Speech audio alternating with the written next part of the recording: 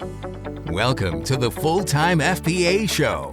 In each episode, it's our goal to help you turn part-time hours into a full-time income selling almost anything on Amazon. And now, your hosts of the show, Stephen and Rebecca Smotherman. Hello there. Welcome to episode 306 of the Full-Time FBA Show. This week we are talking about mental speed bumps on the road to a full-time Amazon income. With me here to talk about that is Stephen, my business partner here at Full-Time FBA. This is one of our favorite things to talk about is how to get a full-time income on Amazon. Yeah, and we like talking about the mental aspect of it as well. And so let's discuss these mental speed bumps trying to slow us down from making a full-time income on Amazon. As always, we are so glad you're joining us today on this episode. It's going to be a good one. As always. As always. And before we get much further, I want to make sure you're signed up for our email newsletter, where we send out updates on upcoming trainings. We share exclusive content and strategy that you won't find anywhere else on our social media. And it's a great place to find out the good stuff first before anyone else. You can get signed up at fulltimefba.com/subscribe. So today we're talking about the mental speed bumps on the road to a full-time income on Amazon. And this is going to be so important for you to think through if you're aiming to build your business for a long-term success. We like to say that selling on Amazon FBA is not a get-rich-quick scheme, but it is a get-rich-slow plan. And if you take the right steps to have the right mindset and expectations, you can build your business to a point where it makes you a full-time income for years to come. And so this episode is not much about the strategies you should do in your business. It's more about the traps for your mind that you need to avoid. These are ways of thinking about your business that will quietly sabotage your progress. And some of these are less obvious than others and could even be mental processes that you think are helping your business, but they're actually holding you back. All right, let's get into it. What's the first mental speed bump and how can we move past it on the path to a full-time income? The first one is the fear of making a bad buy. The fear of purchasing inventory that doesn't make you a ton of money really quickly. I mean, it's probably the number one thing that I see with my coaching students that holds them back mentally. You get so wrapped up in making a perfect purchase that you don't buy anything at all. But at the risk of sounding obvious, an Amazon business runs on buying inventory. Exactly. But we see it time and time again where students want so badly to succeed that they freeze up and don't buy anything at all. And I get it. It really comes down to a fear of losing money, not wanting to buy something because you're afraid it's not going to sell at all or won't sell at the price that you want, and you're going to lose money that you've invested. Yeah, I totally get that too. And I think the way to get over that speed bump is to understand that every seller is going to make a bad buy at some point. Mm-hmm. No one bats 1,000 at their inventory choices. Do you like that baseball metaphor I put in there? So Thought much. You'd like that. Not even Amazon.com as a seller, they have items in stock that I bet someone in corporate looks at and thinks, what were we thinking? 100%. Yeah. So you have to remember that an imperfect action is better than getting caught in a perfectionist trap of not doing anything. I mean, start small. Buy 1 or 2 units if you're not sure about an item. Just buy something. Send it into the Amazon warehouses and see what happens. I mean, track your results and celebrate every small win in those early days, and you'll soon get to the point where it's much easier to make those buying decisions without any fear. The next mindset speed bump I have here is similar to that one, but it goes beyond buying decisions. It applies to basically every aspect of running a business. And it's that you think you have to figure out every little detail before you even begin. I have to figure it all out first. Now, there's a certain level of needing to learn some things about selling before you jump in feet first, but there's also a lot to be said for just trying it out and learning while you go, because many aspects of selling on Amazon really can't be learned in theory only. You have to do it. Mm-hmm. And if you're waiting to know it all perfectly before you try it, you are never going to move forward. In fact, there are some things that you're going to need to learn about selling on Amazon at some point in the future that you have no idea right now that you're even going to need to know them. Mm-hmm. So it's impossible to learn it now. And we really love to teach the concept of just-in-time learning. You take steps at what you already know. You make as much progress as you can in building up systems and processes. You learn to source in one category, get lots of practice at it. And then when you need to add another component to your business, you learn about it at that time, just in time. So if you're just getting started with online selling and you know that at some point you want to open wholesale accounts, get some good practice in with retail arbitrage first. And when you know the basics of how FBA works, then you can learn how to add wholesale sourcing. But don't try to learn it all at once up front. Yeah. That's going to totally lead to a lot of burnout. And don't try it all at once. Okay, let's go to the next one. And this might be more like a speed trap than a speed bump, but it is the comparison trap. This is when you get caught up looking at what other people are doing in their business, the progress they're making, and you let it get you down if you feel like your own progress doesn't measure up.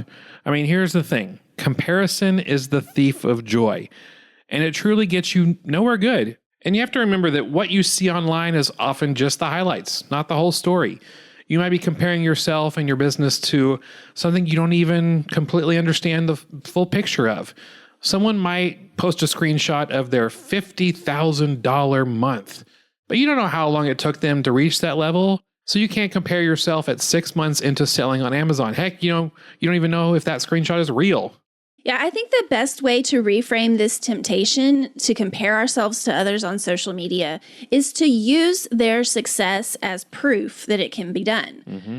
Rather than feeling disappointed that we aren't getting there as fast as them, look at their success story as an inspiration to write your own success story.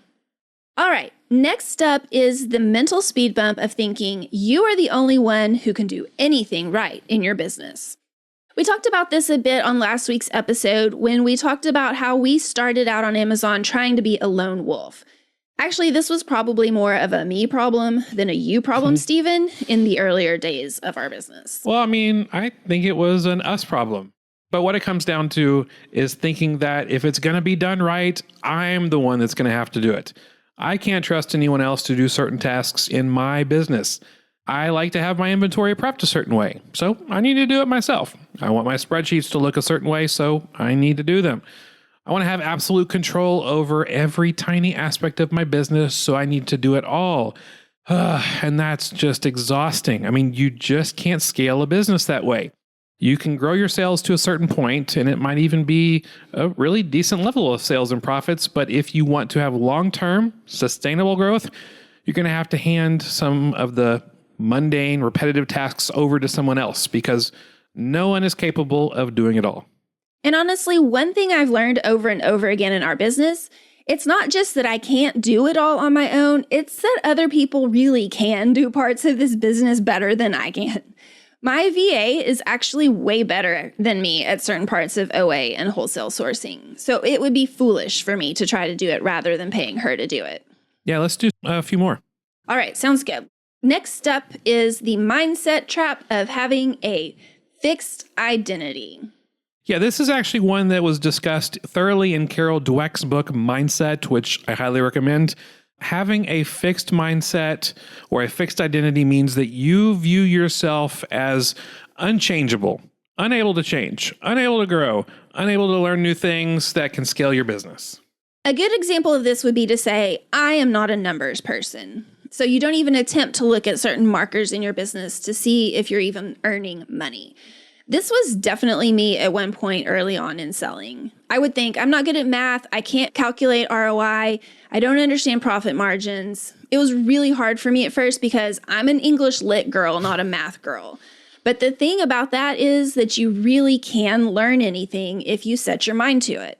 If you have a growth mindset instead of a fixed mindset, you believe that even if you're not a numbers person, you can learn everything you need to know to have a basic understanding as the CEO of your business, and then hire a bookkeeper or an accountant to take care of those details. So back to that thing about me not being good at math, I still prefer reading a book to doing math, but I can certainly calculate ROI much quicker now, and I can make fast decisions about purchase data because I've had years of practice. I have changed. Yeah. All right. So our last mental hang up for today is the idea that if I want my business growth to be easier, I have to work harder. And it's this confusion over what should be easy and what should be difficult when it comes to running an Amazon business. The reality is that certain parts of selling on Amazon, they're just hard. There's a learning curve. Getting started to learning all the Amazon guidelines and learning how to read a keep a graph, to make good buying decisions. It's a lot to learn, and it's not something that just a kindergartner can pick up and do on their own. It takes a certain level of understanding and effort to master those skills and those concepts. But the other side of that coin is that once you do master those skills and concepts, you can put systems into place that make running your Amazon business easier. Because, once you have that foundation, you can start to outsource. And you can run your business on a schedule with SOPs, standard operating procedures, that you have running in the background again and again. And you no longer need to hustle or work harder to make more profits. You're able to scale. You're able to leverage your time and your efforts by training others to do the tasks that will free up your time to make more strategic CEO decisions. I think that's been my main takeaway for the past couple of years in our business. I'm done with hustling. I'm done with working harder. I want to work smarter. I want to have systems and a team that work with me that help me scale and take our business further than I could ever do just by putting in more effort and more hours. And that's why we designed the Momentum FBA membership too. We have seen so many great sellers start off strong, but then they fizzle out because they're trying so hard to do it all on their own or to break through plateaus by working harder, not smarter.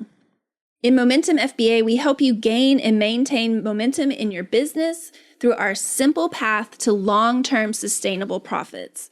It's about scaling your business to a full-time income or greater, not about working full-time hours and then just seeing how much you can earn from it. You can join us at fulltimefba.com/momentum, where we have weekly sessions designed to help you scale your business. And we have a 30-day retail arbitrage sourcing sprint starting in just a few days that will help fast track your inventory as we're heading into Q4. So again, join us at fulltimefba.com/momentum. Thank you so much for joining us for this episode of the Full-Time FBA Show. As always, the links we talked about and the show notes for this episode can be found at fulltimefba.com/306 because we're on episode number 306. And next week on the Full-Time FBA Show, we're going to be talking about retail arbitrage strategies that work in 2025. RA is so different than how it used to be, and so we'll talk about what's different and what's working right now on next week's episode of the Full-Time FBA Show. That's all for this episode of the Full-Time FBA Show.